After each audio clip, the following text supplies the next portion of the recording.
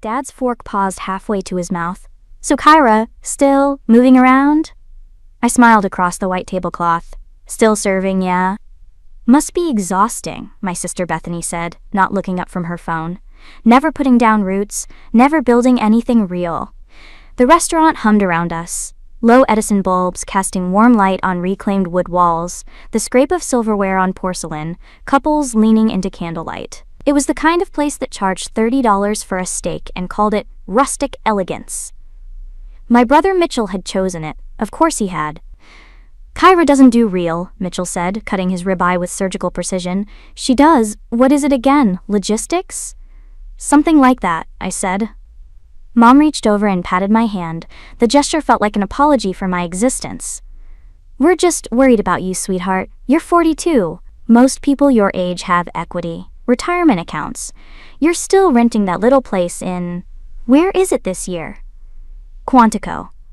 See? Bethany finally looked up. Quantico this year. Next year it'll be somewhere else. You're like a tumbleweed. I took a sip of water. The ice had already melted. This was the routine. Every family dinner, every holiday, every phone call that lasted longer than 5 minutes. Mitchell would mention his corner office at the consulting firm. Bethany would casually drop that she'd just closed another 7-figure real estate deal.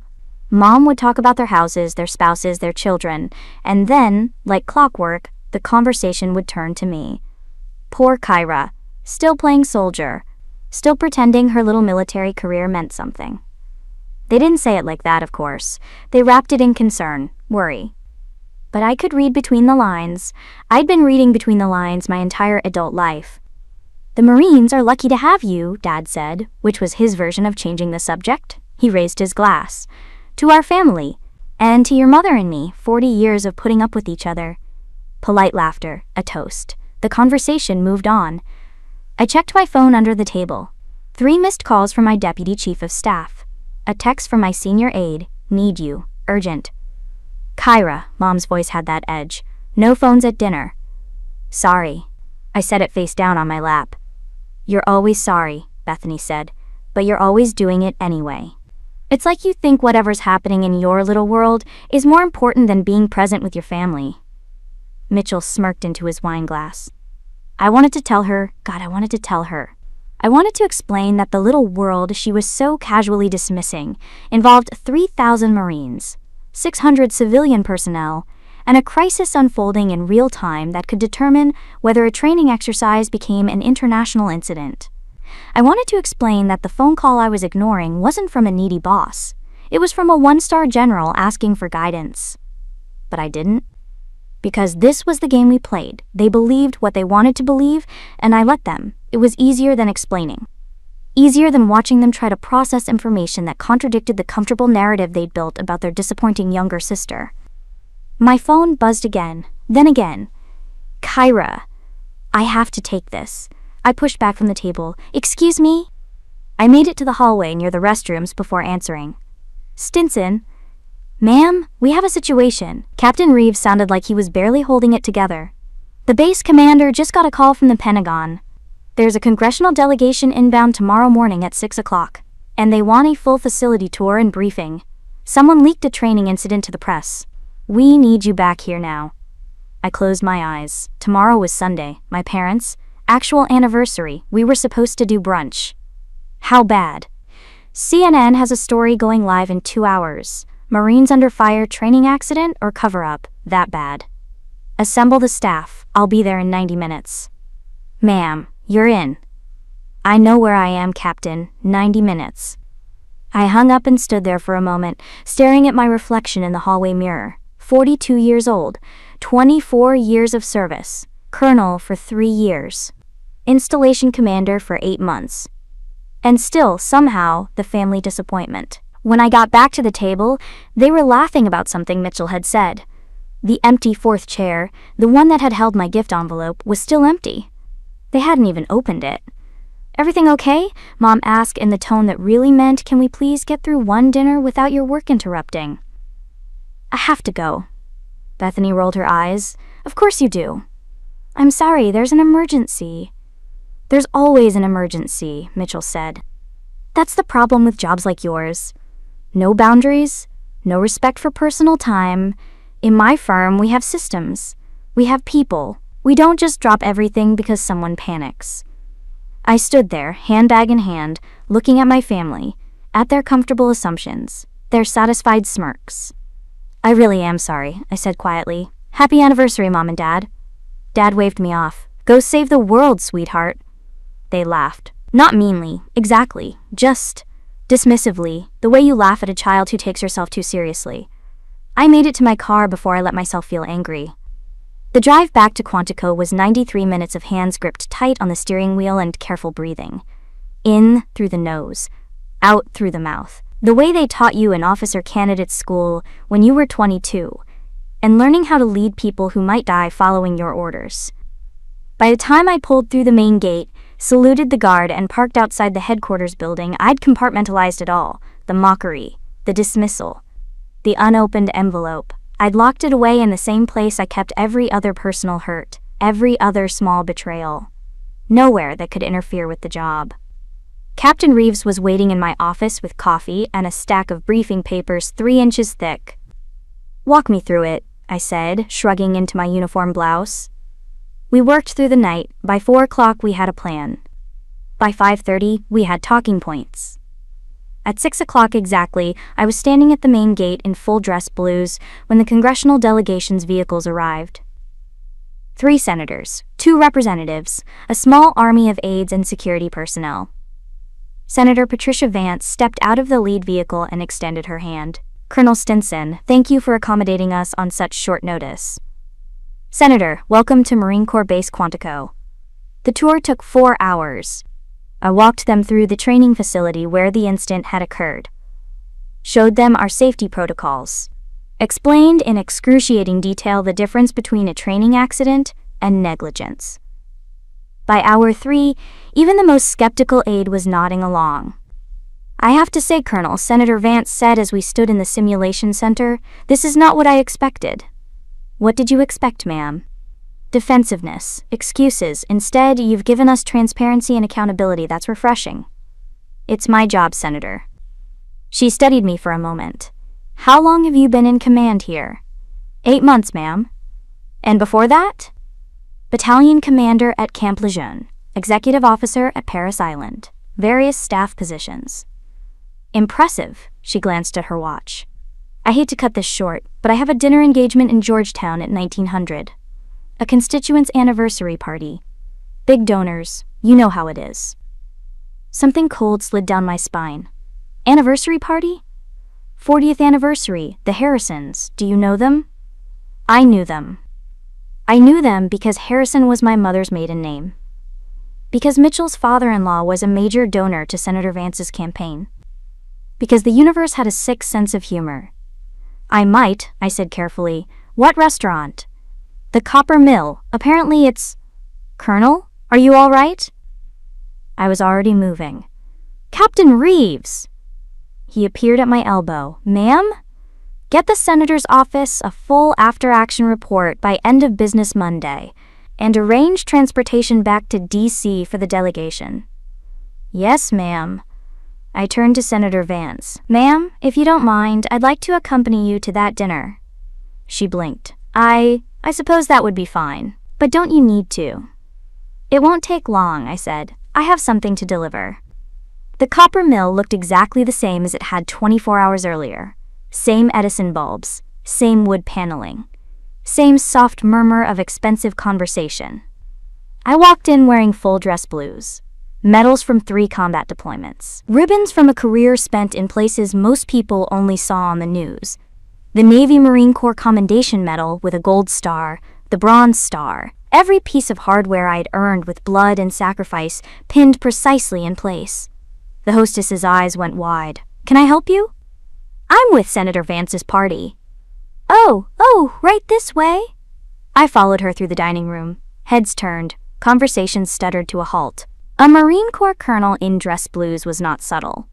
And there, in the private dining room in the back, was my family.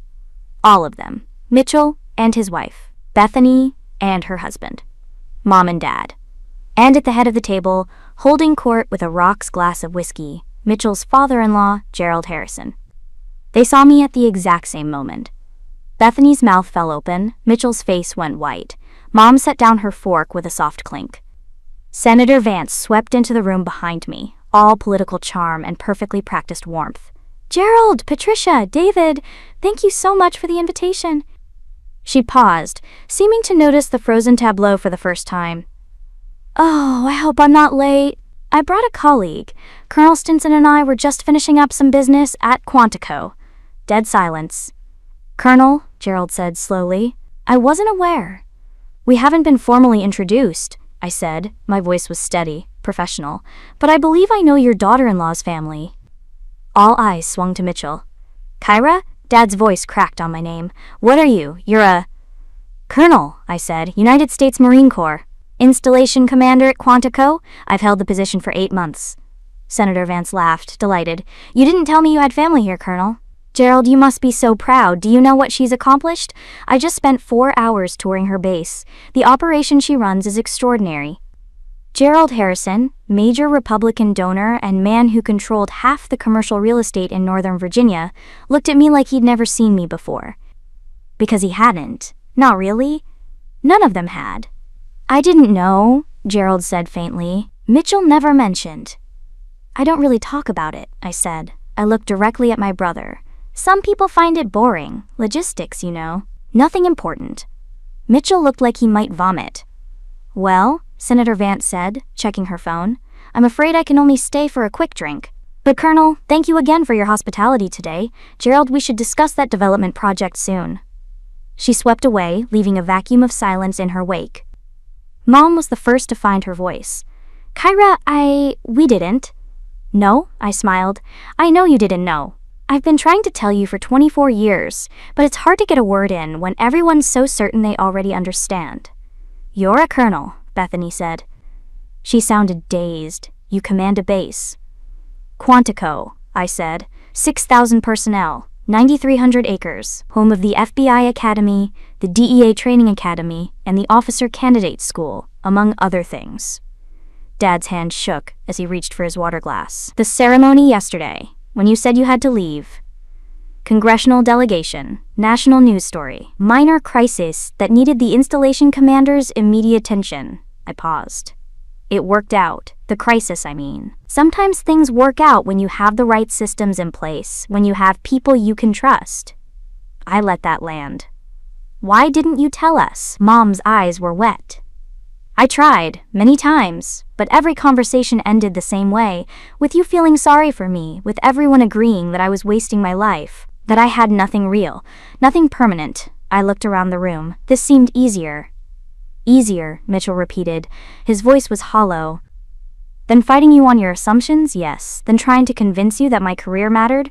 Definitely." I straightened my uniform jacket. "But I'm done with easy. I'm done letting you believe whatever comfortable lie helps you sleep at night."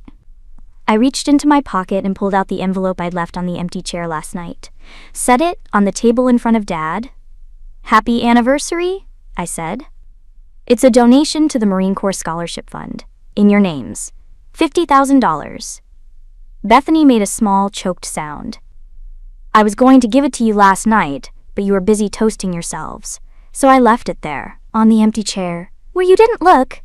I smiled, and it felt like glass. Funny how that works. How people don't see what they're not looking for. I turned to leave. "Kyra, wait!" Dad stood up. His face was gray. "Please, let me." "Say what? That you're proud? That you're sorry?" I shook my head. "Keep it, Dad. I don't need it anymore. I stopped needing your approval around the same time I made Major." "That's not fair," Mom said. "We love you." "I know you do. But love without respect is just pity, and I'm done being pitied." I walked out of the private dining room, through the main restaurant, past the stairs and whispers, out into the cool evening air where my driver was waiting with the staff car. "Back to base, ma'am?" he asked. "Yeah," I said. "Let's go home." The fallout took weeks. Mom called 17 times in the first 3 days. I answered on the 18th call, and we had a conversation that lasted 4 hours and left us both crying. She didn't apologize right away. She tried to explain, to justify, to make it make sense. I let her. And then, quietly, I told her what it felt like. To spend 2 decades serving your country, leading Marines in combat, making decisions that meant life or death, and then sit at a dinner table while your family laughed about your little job. She broke somewhere in the middle of that. "I didn't know," she kept saying. "Kyra, baby, I didn't know." "You didn't ask," I said. "That's the point, Mom. You never asked." Bethany texted me a novel-length apology that started with, "I don't expect you to forgive me," and ended with, "I'll do better." I texted back, "Okay." That was it, just okay. Because forgiveness wasn't a light switch, trust wasn't a light switch, they were muscles. Habits. Things you rebuilt slowly, carefully, with proof and time. Mitchell never reached out. 3 weeks after the dinner, I got an email from his wife, Lauren. "He's ashamed," she wrote. "He knows he can't take back what he said, but he wants you to know he's working on himself. He's seeing a therapist. He's trying to understand why he needed to believe you were failing." I read it twice, then filed it away. Maybe someday we'd rebuild something. Maybe not. Either way, I wasn't holding my breath. Dad, though. Dad surprised me. He showed up at Quantico unannounced on a Tuesday afternoon. The guard at the gate called my office, uncertain. "Ma'am, there's a Mr. Stinson here. Says he's your father. Should I?" "Send him through." He arrived in my office 20 minutes later, looking small and old in a way I'd never noticed before. Looking at my office, the flags, the commendations, the photos of me with generals and senators and foreign dignitaries, like he was seeing a stranger's life. "I'm sorry," he said, no preamble, no excuses, for all of it, for not seeing you, for not listening, for making you feel like you had to hide who you were just to avoid our judgment. I sat behind my desk, hands folded. "Okay. That's it, okay?" "What do you want me to say, Dad? That it didn't hurt?" "It did. That I'm over it? I'm not." I leaned back in my chair. "But I'm also not interested in punishing you. I'm just tired. I'm tired of performing for people who won't see me anyway." He nodded slowly. "Can I ask you something?" "Sure." "Why did you keep coming? To the dinners, the holidays, all of it. If we made you feel that bad, why didn't you just stop?" I thought about that. Because you're my family.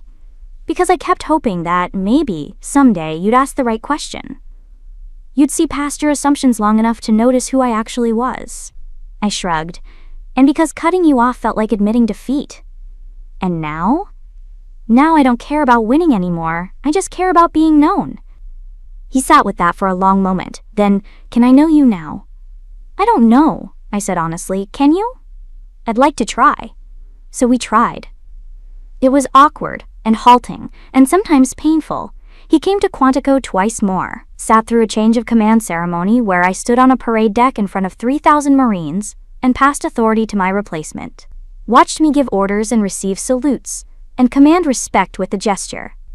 At the end of the ceremony, when the speeches were done and the formations had broken up, he found me by my staff car. "I'm proud of you," he said. "I should have said it a long time ago, but I'm saying it now. I'm proud of you, Kyra." I looked at him, at his wet eyes and trembling hands, at the man who'd raised me and dismissed me and, now, finally, seen me. "Thank you," I said. It wasn't forgiveness, not yet, but it was a start.